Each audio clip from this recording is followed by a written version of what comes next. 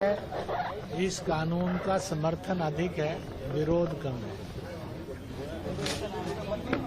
है। समान नागरिक संहिता का मतलब है मजहबी दंगों से मुक्ति। इसका मतलब है मजहब से मजहब की बुराई ना करना। इसका मतलब है अपने दूसरे मजहब की इज्जत करना।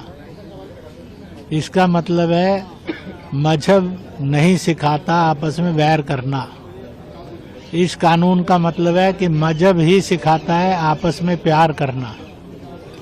इस कानून का मतलब है कि जातीय छुआछूत की समाप्ति। इसका मतलब है कि हम एक वतन, एक जन हैं, एक नागरिक हैं। यह छुआछूत मुक्ति का रास्ता है। इसी के साथ साथ जो गरीब है, दुखी है, पीड़ित है, कमजोर है, असहाय है, निर्बल है, उसकी मदद के रास्ते खुलते हैं। यह कानून है जो औरत पर होने वाले जुल्मों को खत्म करता है। किसी भी धर्म और जाति में औरतों पर कोई जुल्म नहीं हो सकेगा। ये इस कानून का मतलब है सब धर्मों को पूरी आज़ादी होगी अपने अपने धर्म पर चलने की। मान लो जो जिस धर्म का है, मरने पर किसी को जलाना है वो जला सकेगा, किसी को दबाना है वो दबा सकेगा, जिसको बहाना है वो बहा सकेगा। इसलिए कोई प्रतिबंध नहीं। इसी प्रकार से जिसको अपने बच्चों की शादी निकाह करना है, तो जिसको गुरुद्वारे में शादी करनी है वो गुरुद्वारे में कर सकेगा, जिसको कोर्ट में करनी है कोर्ट में कर सकेगा, जिसको निकाह के रास्ते से जाना हो निकाह के रास्ते से जाएगा, जिसको विवाह के रास्ते से जाना वो विवाह के रास्ते से जाएगा। इसलिए अपने अपने ढंग से उसको पूरी आज़ादी रहेगी। ऐसे ही तीज त्योहार मनाने होंगे। जिसको नमाज अदा करनी है वो नमाज अदा करे, चाहे एक समय करे चाहे 5 समय करे। जिसको प्रार्थनाएं करनी है वो अलग अलग प्रकार के मंदिर हैं, राधा स्वामी है कि निरंकारी है, ब्रह्म कुमारी है कि कबीर पंथी है, वो और गुरुद्वारे जाता है कि जैन स्थानक जाता है, जैन मंदिर जाता है, बौद्ध विहार जाता है, वह दूसरी और स्थान पर जाता है। तो अपने अपने ढंग से अपनी अपनी जिस भी इष्ट को मानता है इबादत करता है। और इसलिए समान नागरिक कानून घोषित करेगा। कोई काफिर नहीं है, सब बिलीवर हैं। इसलिए किसी को भी काफिर कहने का अधिकार नहीं। का बिलीफ अपने अपनी तरह के हैं, इसलिए बिलीफ। तो विद इन रिलीजन और without of religion to religion जितने कन्फ्लिक्ट खत्म होंगे वह कर सकेंगे। सुख में और दुख में ये एकता पैदा करेगा। कोई यूनियन बनानी है तो एक कानून चाहिए, कहीं दुर्घटना हो गई है तो मुआवजा मिलना है तो एक कानून चाहिए। इसलिए यह कानून एकता, मोहब्बत, भाईचारे का पैगाम और रास्ता है।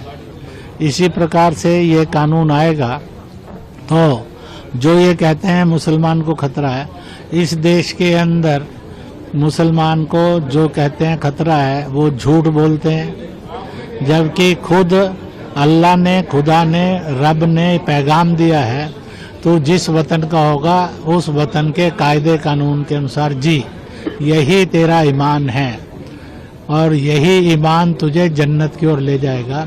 इसलिए मालिक ने पैगाम भेजा, हुब्बल वतनी निस्फुल मीनल ईमान। वतन की मोहब्बत, हिफाजत, कुर्बानी ये ईमान का रास्ता है जो जन्नती है। तो फिर सारी दुनिया में आज भारत में गोवा के अंदर कॉमन यूनिफॉर्म सिविल कोड है। नो प्रॉब्लम टिल टुडे, 75 साल में नहीं आई। किसी मुसलमान ने शिकायत नहीं की, ईसाई ने शिकायत नहीं की, हिंदू ने शिकायत नहीं की, अन्य किसी मत पंथ वाले ने शिकायत नहीं की। और इस देश के अंदर कहीं पर और लोकमान्य तिलक ने, बाबा साहब अम्बेडकर ने, बापू गांधी बापू ने, इसी प्रकार से भगत सिंह ने, इसी प्रकार से सुभाष ने, अम्बेडकर ने भी एक कानून की वकालत की थी। सुप्रीम कोर्ट ने भी बार बार एक कानून की वकालत की, संविधान ने भी एक कानून की, परंतु हमेशा मजहब में और जात में बांटकर एक कानून की धज्जियां उड़ाने की कोशिश की गई। अगर हो जाती तो शाहबानों को भी जस्टिस मिल जाता, जिसको 75 रुपये 80 रुपये 75 पैसे मुआवजा मिलना था, वो भी ना देकर नारी पर जुल्म का इतिहास रचा। तो इसलिए मजहबों के अंदर जो नारी का अपमान है उससे बचेंगे, कुरीतियां दूर होंगी, सब धर्म आपस में मिलजुल कर गले मिलकर फलेंगे फूलेंगे, सब जातियां भी मिलजुल कर रहेंगी, कोई अछूत नहीं कहलाएगा, कोई काफिर नहीं कहलाएगा। इस प्रकार का एक बनेगा। तो मैं आपके द्वारा देशवासियों को अपील करता हूं, जो नेता पार्टियां और मौलाना इमाम मौलवी या और लोग भड़का रहे हैं मुसलमानों को विशेष रूप से, वह भड़काना बंद करें। मुसलमान उनके भड़कावे में नहीं आए, बल्कि उनसे पूछें जो संस्थाएं इतनी बढ़ बढ़ कर बातें कर रही हैं, बताओ उन्होंने और हिंदुस्तान के हित में कौन सा काम किया है, उन्होंने हिंदू मुस्लिम एकता के भाईचारे के हित में कौन सा काम किया, उन्होंने जो गरीब दुखी पीड़ित है उनके लिए कितने शिक्षा संस्थान खोले, कितने रोजगार केंद्र खोले, कितनी उन्होंने वो की। जो कुछ कमियां आ गई हैं मुसलमान में, इनसे मुक्त करने के लिए मुसलमान एक संजीदा हिंदुस्तानी नागरिक बने तो क्या किया है। आज तलाक से पीड़ित इतनी औरतें हैं और उनकी बेहतर जिंदगी और उन बच्चों की बेहतर जिंदगी के लिए उन्होंने क्या किया है।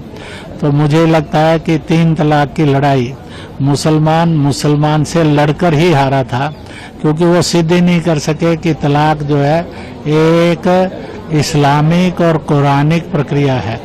इसी प्रकार से आने वाले कल के अंदर मुझे पूरा विश्वास है, इस लड़ाई के अंदर मुसलमान के ईमान की लड़ाई के अंदर, मुसलमान की वतन की मोहब्बत की लड़ाई के अंदर जो अलगाववादी कट्टरपंथी वोट बैंक की राजनीति करते हैं वो हारेंगे।